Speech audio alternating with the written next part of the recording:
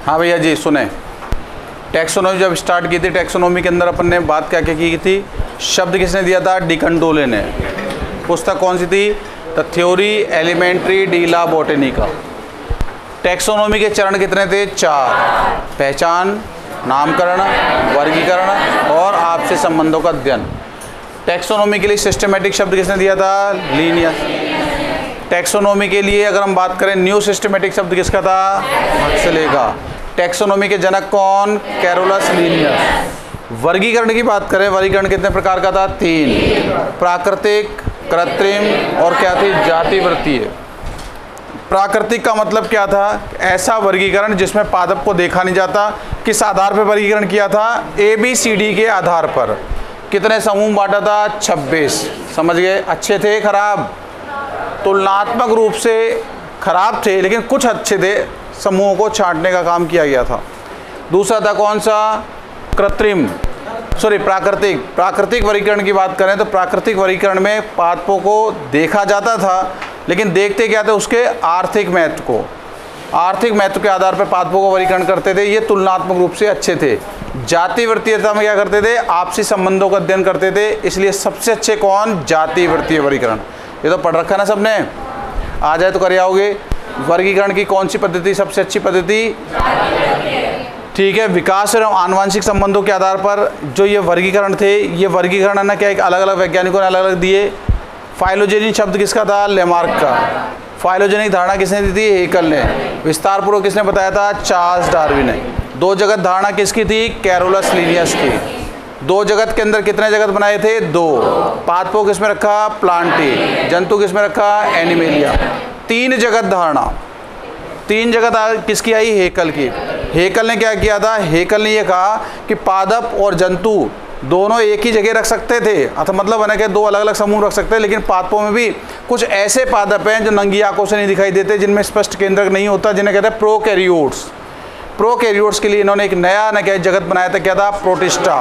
Protista में किसको रखेंगे, निम्न श्रेणी के सजीवों को, जैसे प्रोकैरियोट्स में जीवाणु, विषाणु, प्रोटोजोआ, नीलरिस शैवाल इत्यादि इत्यादि। 2 जगत धारणा के अनुसार जीवाणु को किस में रखेंगे, प्लांटी। 3 जगत के अनुसार किस में रखेंगे, 4 जगत के अनुसार किस में रखेंगे, मोनेरा। Very good. 5 जगत में किस में रखेंगे, मोनेरा। 5 जगत में मोनेरा। और कवकों किस में रखे थे, फंजाई। 5 जगत धारणा किसने दी थी, वीटेकर ने। वेरी गुड, समझ में आ गया सभी के। 6 जगत पढ़नी नहीं थी, 3 डोमेन का कोई मतलब नहीं था। द्विनाम पद्धति, किसी भी सजीव के नामकरण में कितने नाम आते हैं, 2। पहला नाम किसका, दूसरा नाम किसका, वेरी गुड, किसने दी थी, द्विनाम पद्धति के जनक कौन, बहुत अच्छे आदमी आप, बहुत अच्छे आदमी। आ जाओ भैया। लीनियस ने पादपों के नामकरण कौन सी पुस्तक में लिखे थे, स्पीसीज प्लांटेरम, और जंतुओं के नामकरण किसमें किए थे, सिस्टेमा नेचुरी में। ये किताबों के नाम है। लीनियस ने पादपों का नामकरण किया तो उसके लिए किताब लिखी थी स्पीसीज प्लांटेरम, और जंतुओं का नामकरण किया तो उसके लिए किताब लिखी थी क्या, सिस्टेमा नेचुरी। ठीक, चलो बच्चों आगे आओ। अब हम बात करेंगे नामकरण के सिद्धांत। यहाँ से कई बार प्रश्न पूछा जाता है कि नाम लिखते तो कैसे लिखते हैं। पहली बात, किसी का भी नामकरण करें तो नामकरण के दौरान क्या होता है, देखो सीधी सी बात है, दिमाग तो लगाना नहीं, मैं जैसे कहता हूँ सुनते चलना। नामकरण की बात करें तो नामकरण जब भी करते हैं तो नामकरण के दौरान क्या है, कुछ नियमों का हम लोग क्या करते हैं, अनुपालना करते हैं। तो नामकरण के जो नियम होते हैं, उन नामकरण के नियमों को क्या कहते हैं, ICBN कहते हैं। क्या कहते हैं, ICBN। नामकरण का जो नियम है ना, अर्थात मैंने क्या कहा कि आपका आना क्या है कि जैसे नामकरण कर रहे हैं तो नामकरण कैसे करते हैं, बोले साहब तुम्हारे 2 नाम होने चाहिए, काजल आगे लिखेंगे साहब आपका सरनेम, समझ गए मेरी बात। आप कहना कि आगे की ओर क्या लिखेंगे, आपका निकनेम कैसा है, ये है, मतलब आपका वर्गीकरण कर रहे हैं। तो ऐसी कंडीशन जब नामकरण करते हैं तो नामकरण के अंदर रहना क्या, कुछ नियम आए थे। पहला नियम क्या था, किसी भी सजीव के नामकरण में 2 नामों को शामिल किया जाता है। पहला नाम किसका आता है, वंश का, दूसरा नाम किसका आता है, जाति का। जरा 1 मिनट आप इसको पढ़ें, नामकरण के नियमों को फटाफट एक बार में।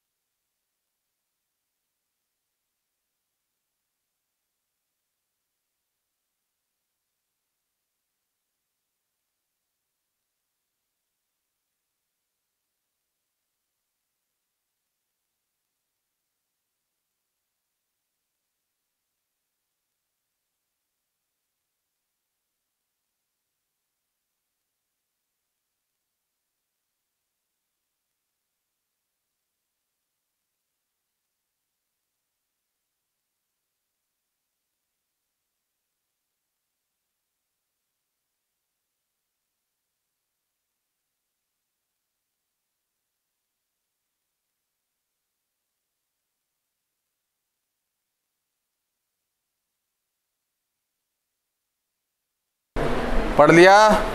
ये ऐसे पढ़ने में समझ भी नहीं आएगा तुम्हारे, ऐसे पढ़ने में समझ ही नहीं आएगा। फिर क्या करें? पहला सुनो, मैं आपको लिखा, मैं समझाने की कोशिश कर रहा हूँ, सुनते चलना, आपके सारी चीज़ समझ में आ जाएगी। जितने बच्चे बैठे हैं सभी लोग इधर देखो, इधर कॉपी को मत पढ़ो, क्योंकि मैंने एक ही दिन एक प्रश्न कराया था, क्या आम का वैज्ञानिक नाम क्या है, पिछले से पिछले साल। अरे तुम्हारे कहने से क्या आता मैन जी फेरेंडी का, पिछले से पिछले साल मैंने करवाया था और क्वेश्चन भी यही आया था, ऑप्शन भी वही आए थे।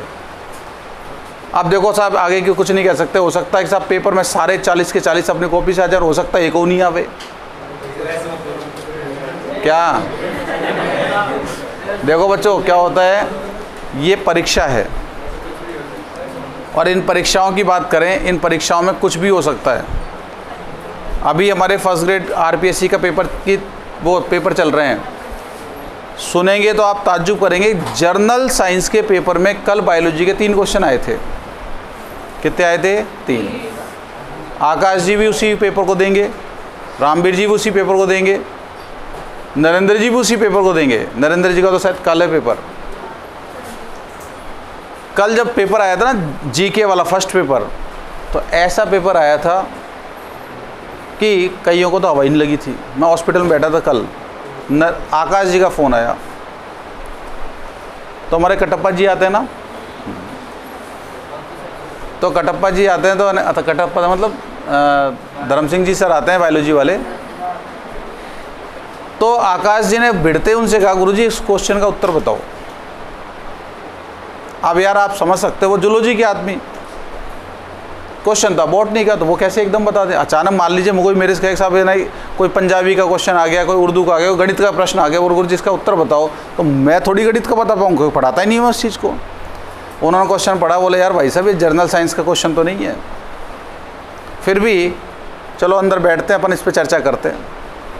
हालांकि उन्होंने उत्तर बता दिया था, क्योंकि अनुभव तो होता ही है इतना, तो निगाह डालते ही देख लेते, अच्छा यार ऐसे ऐसे। मास्टर वही है जो है ना क्या, एक सामने वाले को पागल बना देवे, सामने वाले का मन रख लेवे, सामने वाले को ने क्या है करे, संतुष्ट कर दे, वही मास्टर है। उन्हें क्या किया, तुरंत पता नहीं तुक्का मारा क्या किया, हालांकि उनको पता है सब कुछ। उन्हें तुरंत कहा उत्तर तो देखो गुरुजी ये है। अब आकाश जी बोले ये केमिस्ट्री का आदमी बायोलॉजी क्वेश्चन कैसे कर लें। फिर इन्होंने मेरे से क्वेश्चन करके पूछा, बोला गुरुजी ये बताओ कि ना क्या है कि उसके उत्तर क्या होंगे। धर्म सिंह जी ने तो उत्तर बता दिया, लेकिन आगे मैं संतुष्ट नहीं हो पाया। फिर मैं हॉस्पिटल में बैठा था, मैंने उनको ने क्या बताया, बोले यार गुरुजी कैसी बातें करते हो, नोट्स है क्या आपने? बोला हाँ। मतलब फलाने फलाने पन्ने को खोलना, लिख रखी है क्या लाइन? अरे यार गुरुजी इतने भीतर से घुस के प्रश्न आएगा क्या?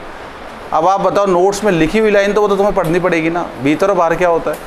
ऐसा प्रश्न पत्र आया था कल कि लोगों के 40% नंबर नहीं आ रहे। इस बार नीट का पेपर देखा था, सुना था कि फिजिक्स का ऐसा पेपर आया था कि साहब मास्टर जो है ना कि कोचिंग में पढ़ाते ना, एलन में, आकाश में, इनसे ही पेपर हल नहीं हुआ था।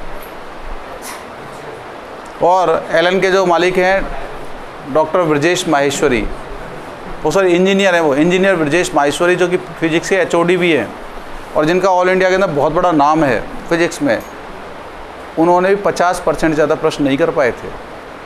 अब बताओ, उसमें पढ़ाने वाला तो अपने हिसाब से पढ़ाएगा, लेवल का कुछ नहीं कह सकते। हो सकता है बिल्कुल हलवा ही आ जावे, हलवा ही आ जाए साहब। राजस्थान की राजधानी जयपुर, हवा महल स्थित है जयपुर में, जल महल स्थित है जयपुर में। हाँ, तो सुने ऐसे आ गए तब तो कोई दिक्कत नहीं है, लेकिन प्रश्न आ गया क्या कि जयपुर का पिंक सिटी नाम किसके द्वारा रखा गया? अरे हो गया जय सिंह, अंग्रेज आया था कोई, उसने रखा था। अब ऐसे प्रश्नों के लिए कुछ नहीं कह सकते, तो इसलिए सुन ले, इसलिए मैं कह रहा हूँ थोड़ा सा ना क्या है कि देखो किस्मत का खेल भी है। सबको बताए बच्चों ना क्या है कि आप इस चीज़ को मानना, कंपटीशन है ये। इस कंपटीशन के अंदर टोटल मिलाकर ना क्या है कि लगभग 40,000 बच्चा बैठेगा हमारा। कितना बैठेगा? इतना तो बैठेगा। ये हो जाएगा साहब कि इसके अंदर से कोई 100, 200, 500 सेंटर पे लेट पहुँचेगा, 100, 200, 500 की ट्रेन छूट जाएगी, 100, 200, 500 के दस्त लग जाएंगे, उल्टी लग जाएंगे, घर से नहीं जा पाएंगे। 100, 200 के घर में साहब इक्के दुक्के के घर में कोई ना दादी दूदी है ना कैसे लट जाएगी।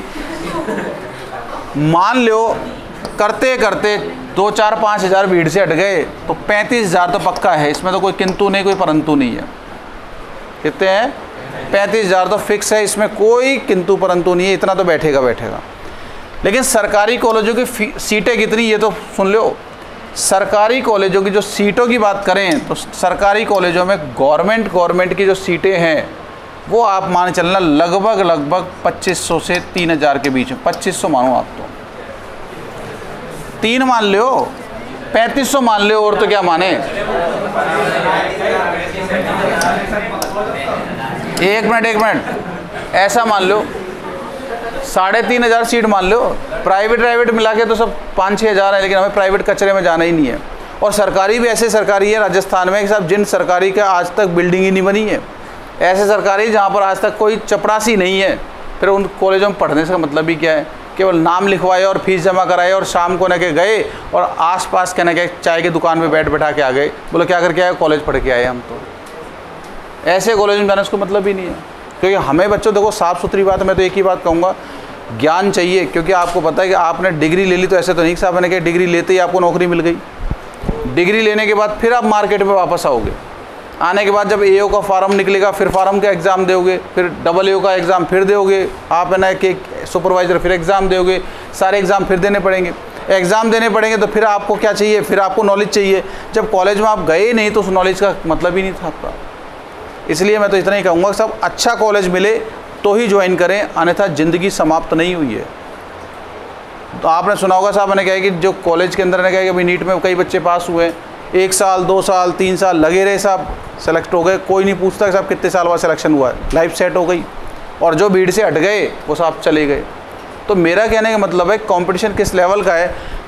वहाँ तो साहब 35 लाख बच्चे थे और 50,000 सीटें थी। यहाँ मात्र केवल क्या है 35,000 बच्चे हैं और 3500 सीटें माने तो एवरेज देखा जाए तो एक सीट पर कितने बच्चे हैं, 10। एक सीट पर 10 बच्चे हैं, तो इसका तो कंपटीशन तो है, इसमें किंतु परंतु नहीं है। हाँ 3500 सीटें होती, 3500 लड़के होते, फिर तो क्या दिक्कत थी। बोला साहब ने क्या है कि एक सीट तो अपने बाप की पक्की है, समझना, वो तो संभव नहीं है। अब ये 10 है तो अब 10 में भी क्या होता है, इसमें किस्मत खेल करती है। हो सकता है कि ना क्या है कि आपने रात में ना क्या है कि जो क्वेश्चन पढ़े, कई बार ऐसा भी होता है, मेरे जैसे साला कभी पढ़ा ही नहीं है, जयपुर घर वालों ने भेज दिया, कोचिंग मात्र 2 दिन आया है। उसके बाद क्या करता है, कभी हवा महल चला जाता, कभी जल महल चला जाता, कभी ना क्या एक चाय की थड़ी में बैठा रहता है, खुद कुछ नहीं कर रहा है, बस क्या है चाय पीने नहीं जाता बल्कि चाय पीने वालों को देखने जाता है। क्या अच्छा चाय पी रहे हो, समझना। अचानक पता चला क्या, मन में विचार आ गया, बोले यार साहब शर्म करो, काहे के लिए आए, आज रात में तो पढ़ ही लेते हैं, आज रात में तो पढ़ ही लेते हैं। अब पढ़ें क्या, बोले साहब पुराना पेपर पढ़ लेते हैं। और खुदा ना खास्ता उसने क्या किया, 2008 का पेपर निकाला, पन्ना खोला 2008 का, उसमें बायोलॉजी के ना क्या 40 एग्रीकल्चर 40 केमिस्ट्री 40 क्वेश्चन थे। और बायोलॉजी का जैसे ही पन्ना खोला, पन्ना खोलते उसके अंदर आया क्या, केंचुए में मादा जनन छिद्र पाया जाता है। उत्तर देखा 14वें खंड में। अच्छा मादा जनन छिद्र 14वें, ठीक ठीक समझ में आ गया। उसे पूछा क्या कॉकरोच के नेत्र में नेत्रांशकों की कुल संख्या होती है। अच्छा ओमेटिडिया पूछा उसने 2000, एक नेत्र में 2000। उसने क्या देखा, अच्छा पन्ना फिर पलटा, अच्छा प्रकाश संश्लेषण के दौरान कौन सी ऊर्जा को किस ऊर्जा में बदला जाता है, रासायनिक ऊर्जा को प्रकाश ऊर्जा में, प्रकाश ऊर्जा को रासायनिक ऊर्जा में, रासायनिक ऊर्जा को विद्युत ऊर्जा में, विद्युत ऊर्जा को ना क्या है कि रासायनिक ऊर्जा में। अच्छा प्रकाश संश्लेषण में प्रकाश को बदला जाता है रासायनिक ऊर्जा में। हाँ जैसा ही है।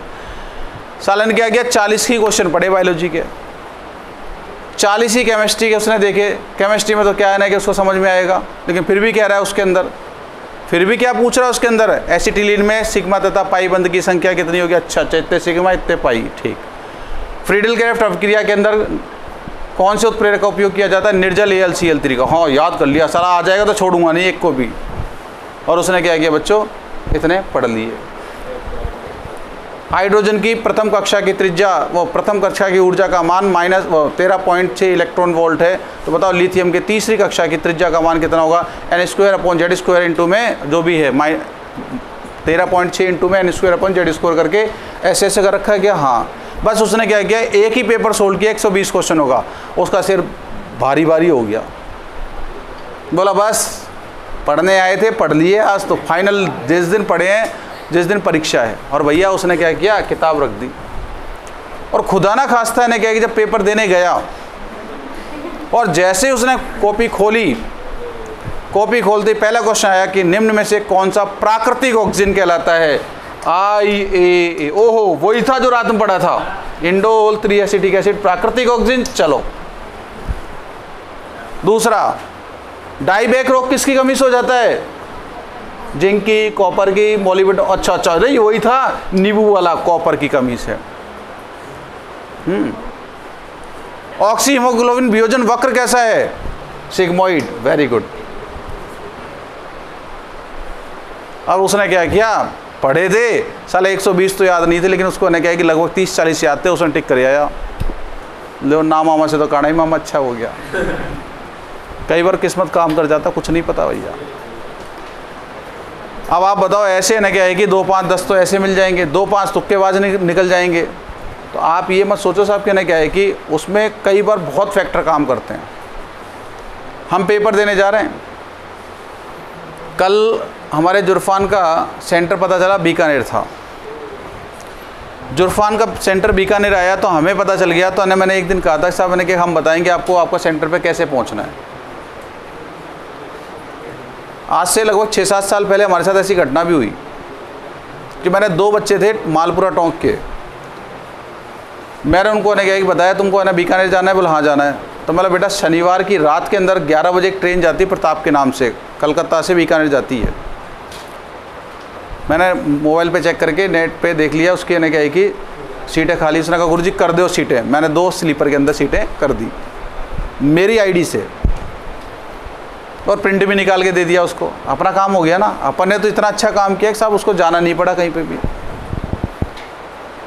छुट्टी कर दी अपन ने। हमेशा क्या करते थे कि आज बुधवार है, आज पहली बार ऐसा होगा हमारी इस लाइफ में, 19-20 साल की लाइफ में, कि हम आपको पेपर से 3 दिन पहले छोड़ेंगे। अदरवाइज़ हम हमेशा छोड़ते थे शुक्रवार को। हमने शुक्रवार को ने कहा कि उनको ने क्या विदा किया, 2 आशीर्वचन कहे, समझा दिया पेपर कैसे करना है, जाओ बेटा तुम जाओ। सब चले गए अपने अपने। हम बुकलेट बंटवाते हैं एग्ज़ाम के समय ने क्या है कि हम पेपर जब होता है तो सेंटर के बाहर कुछ बुकलेट बंटवाते हैं, ताकि किसी बच्चे को एड्रेस तो पता चलेगा। RJC नाम की कोचिंग चलती है, उसमें कुछ मैटर भी देते हैं। वो मैटर वाली बुकलेट मैं आपको भी दूंगा। हो सकता है कि ना बुकलेट से कम 10-15 क्वेश्चन आ जाते हैं, उसमें से भी है हमारे पास जुगाड़ सारा कुछ। अब ऐसी कंडीशन, आवाज़ नहीं,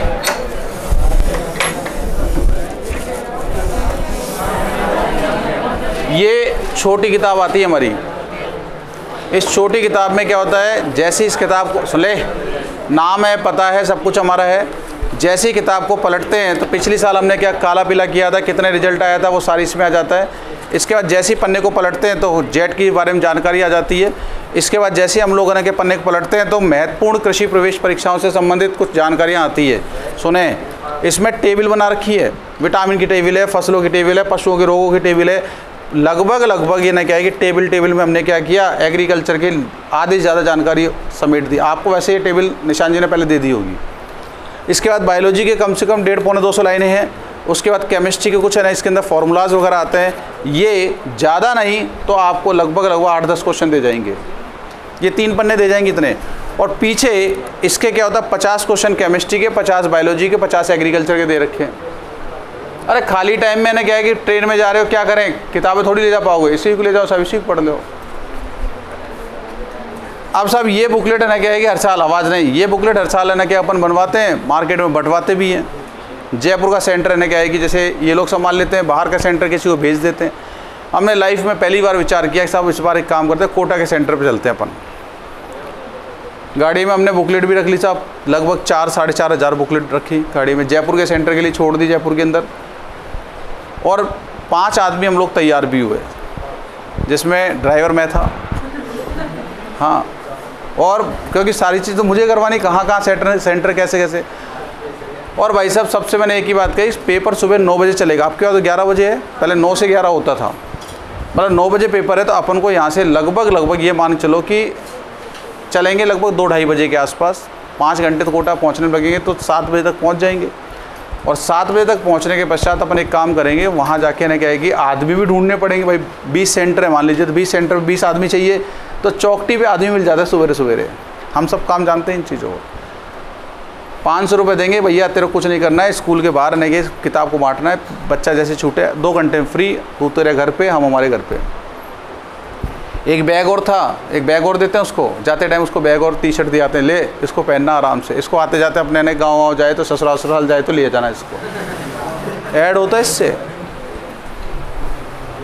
उस दिन होनी ऐसी थी कि साहब ने क्या है कि हम आज चल रहे हैं करते करते आलस अपना ने एक बड़ा शुरू से लगा ही रहा।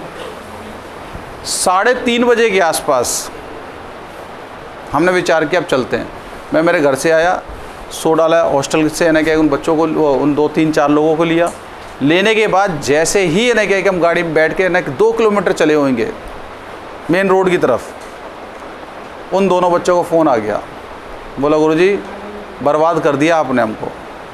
मैं यार रात में साला 3:45 बजे फ़ोन कौन कर रहा है? बोला आपने बर्बाद कर दिया। मतलब क्यों भाई, कौन बोल रहा है? बोला सर ना क्या हम वो बोल रहे हैं जिनका तुमने टिकट करी थी। मतलब क्यों, पहुंच गए बीकानेर? बोला काहे के बीकानेर पहुंच गए, गाड़ी नहीं आई अभी तक, तो गाड़ी लेट है साहब। मतलब कितनी लेट है? बोला गाड़ी है ना क्या कोई पता नहीं, पहले तो कहता है कि आधा घंटा लेट है, फिर 1 घंटा हुई, फिर 2 घंटे हुई, और सवेरे 3:30 पौने 4 बज रहे हैं, अभी भी कह रहा है कि गाड़ी आने में लगभग 1.5 घंटा 2 घंटा लेट है। तो गाड़ी सवेरे 9 बजे आएगी, तो सेंटर तो हमारा जयपुर में नहीं है, बीकानेर में। हम तो ना कि जब गाड़ी में बैठेंगे तो पेपर चालू हो चुका होगा। और मैं यार भाई साहब फिर बोला गुरुजी अब तो हमारा पेपर नहीं होगा, हमारा तो ना क्या है कि भविष्य ख़राब हो गया। मेरा दिमाग ख़राब हो गया। मतलब यार ये तो बहुत गलत बात हो गई, बच्चों का पेपर तो नहीं छूटना चाहिए। अब उस साला कोई विकल्प भी नहीं, बस से भी नहीं जा सकता क्योंकि बीकानेर यहाँ आएगा, बीकानेर पहुँचने में 6 घंटे लगते हैं। मैंने मेरे साथियों से कहा यार क्या किया जाए? बोला गुरुजी अब क्या कर सकते हैं, अपन कुछ नहीं कर सकते, उनकी किस्मत ही नहीं थी। मैंने नहीं, उनकी किस्मत है। शोरस मैंने कहा कहाँ हो तुम? बोला साहब मैंने क्या कि स्टेशन पे। मैं वहाँ से फटाफट टेम्पो पकड़ो, और तुरंत ने क्या है कि आप टेम्पो पकड़ के कहाँ पे आओगे? आप झारखंड मोड़ पहुँचो। भाई मैं जितनी देर में तुम्हारे पास पहुँचूँगा कोई मतलब ही नहीं है। आधे रास्ते तुम उधर आओ। टेम्पो वाले से मैंने कहा देख भाई तू उसी रास्ते से आना, इस रास्ते से मैं आऊँगा, मेरी गाड़ी की पार्किंग लाइट चलती दिखाई देगी, जहाँ पार्किंग लाइट दिख जाए गाड़ी को वहीं रोक लेना। तो भाई साहब उन दोनों बच्चों को ने के 4:15 बजे ले लिया। अब लेने के बाद बिठाऊँ कहाँ? 5 तो पहले से थी गाड़ी के अंदर, और उसमें भी पूरी डिग्गी भरी पड़ी, पैरों के पास बुकलेट उकलेट, और 4-4.5 हज़ार बुकलेट बंडल बहुत होते हैं। मैंने छोड़ो कहा देखो सीधी सीधी बात है, चुपचाप से ना क्या है कि जैसे कहूँ वैसे बैठ जाना। उन भाई लोगों को क्या किया, जो बुकलेट थे ना, मतलब बुकलेट बैठ जाओ। अरे गुरुजी ये तो विद्या माई है। अरे मतलब हो गया विद्या माई, तू बैठ इस पे। और पीछे उनको बिठा लिया। बिठाने के बाद हम चले 4:15 बजे, और 4:15 चलने के बाद 7:30 बजे बीकानेर। कोई बाथरूम नहीं करने दिया मैंने। कोई कह रहा गुरुजी, अरे चुप है, अरे गुरुजी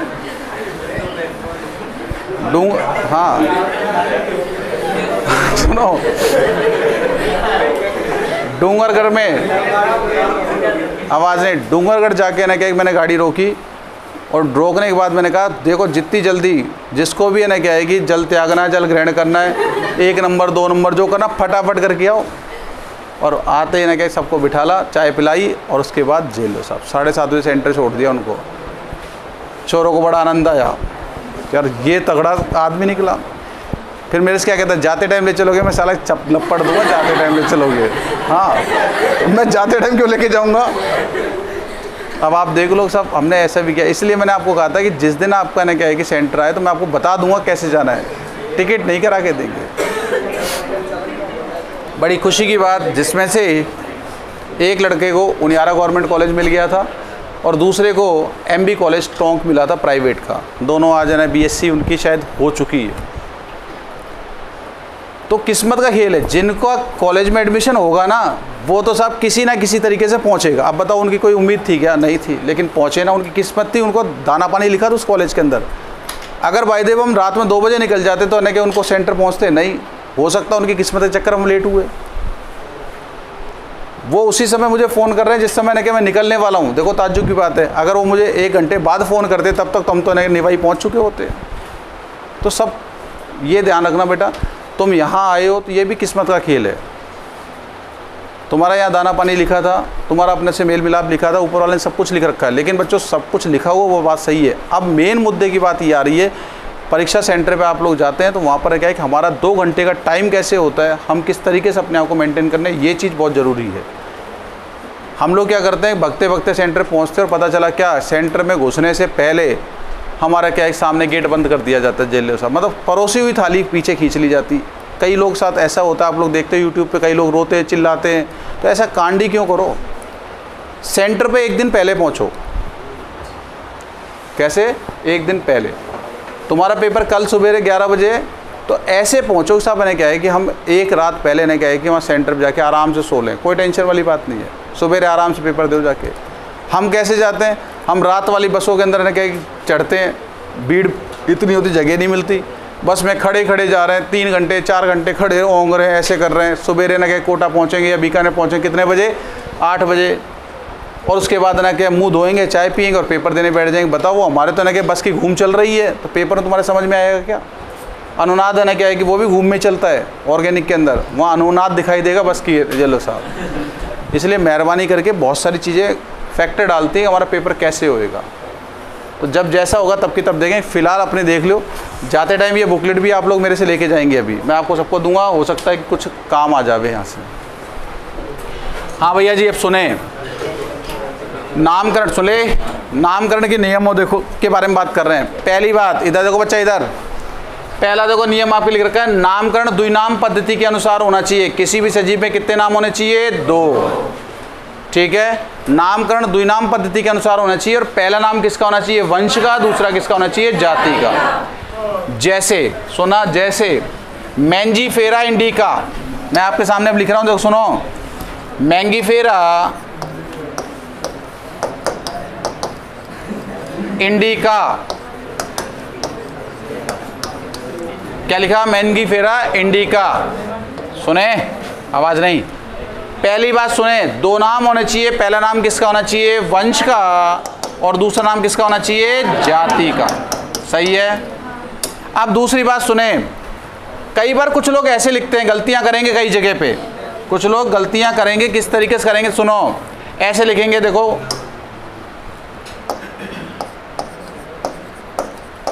मैंगीफेरा इंडिका, ये भी आम का ही है, ये भी आम का ही है। कुछ लोग ऐसे लिखेंगे मैंगीफेरा इंडिका, सही है। कुछ लोग ऐसे लिख देंगे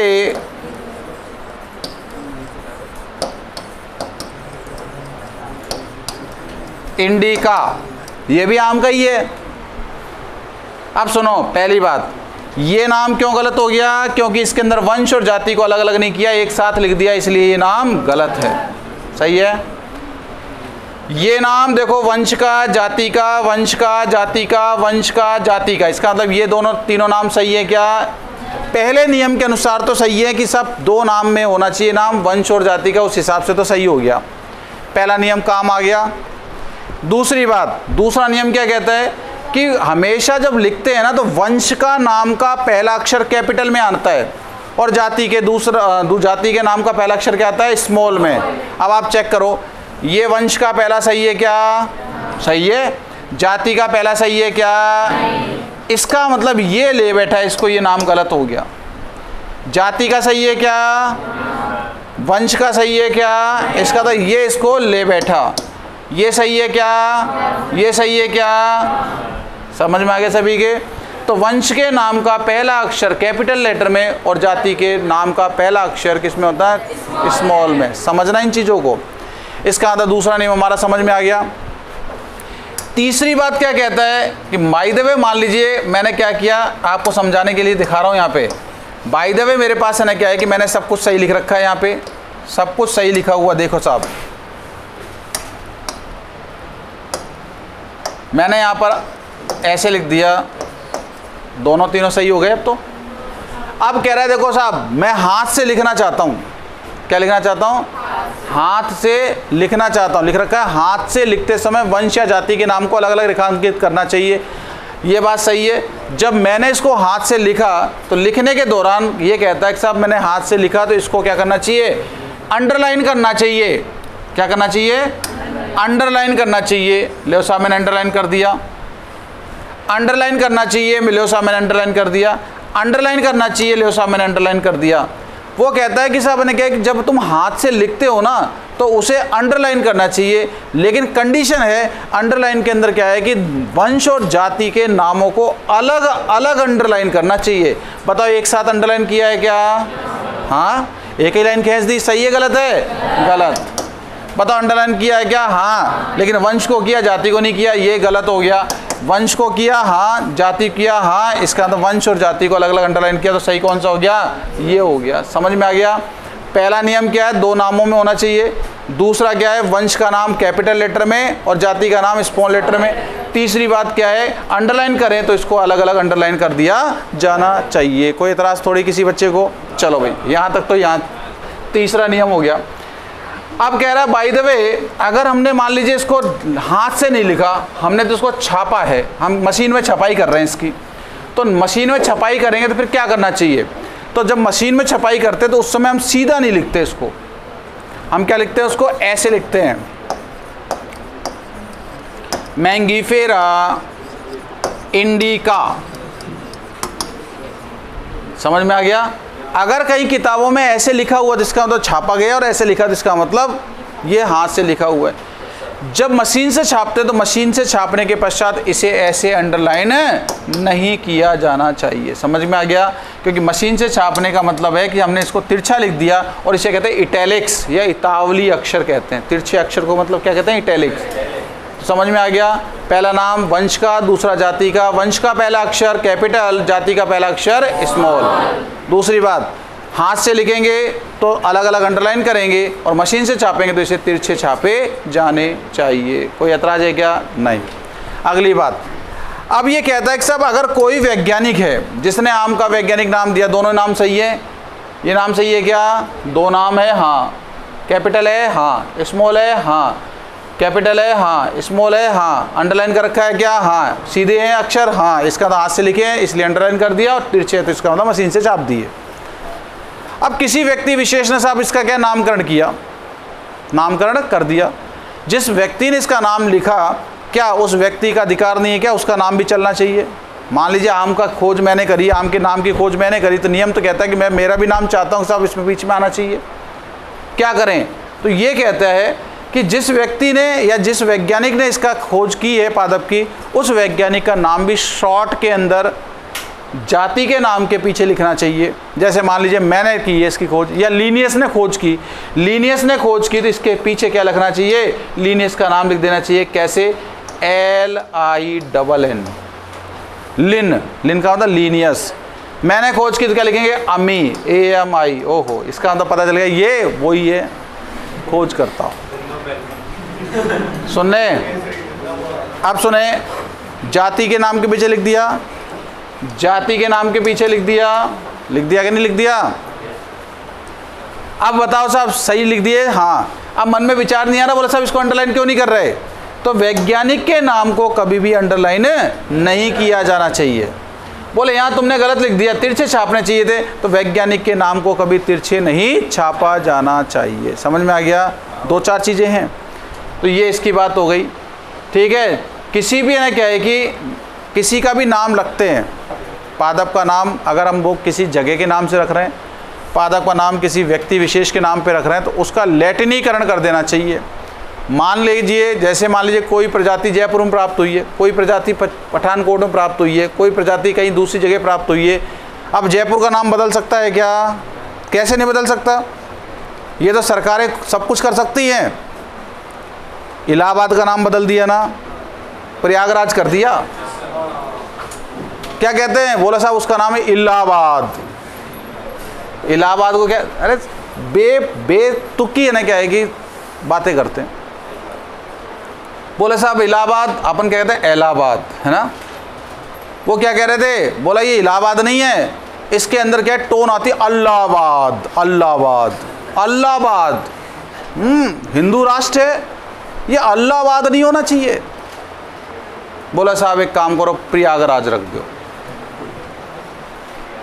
समझना मेरी बात को, क्या कर दिया, प्रयागराज रख दो। बोला अकबरपुर, अकबरपुर, अकबर नाम आ रहा है, तुम्हारा सत्यानाश हो, बर्बाद कर दिया दुनिया को, आपस में लड़ा दिया। कितना नुकसान होएगा, सुनो इस चीज़ को, कितना नुकसान होएगा। अब हर एक ने क्या है कि कागज़ पर मान लीजिए ना कि स्कूल की टीसी है तो उस पर लिखा होगा क्या कि राजकीय उच्च माध्यमिक विद्यालय इलाहाबाद उत्तर प्रदेश।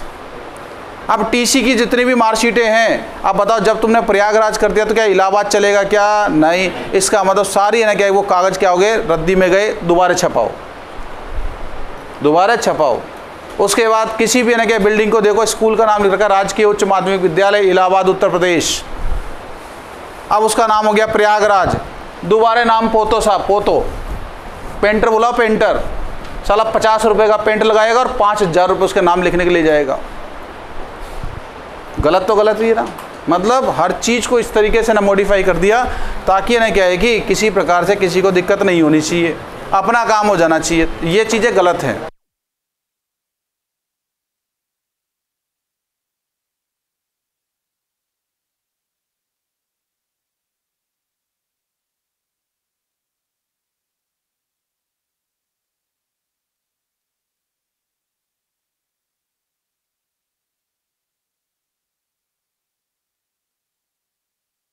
अरे समझ में आ गया तुम्हारे? तो मैं जो कहना चाह रहा हूँ मेरी बात को आप समझ चुके हो। इसलिए अगर बाय द वे मान लीजिए मैंने क्या किया, अगर बाय द वे मान लीजिए मैंने ना क्या है कि किसी का भी नाम इलाहाबाद के नाम पर रख दिया, सरकार ने उसको बदल के प्रयागराज कर दिया, तो हमारा नाम तो बर्बाद हो गया। सही है।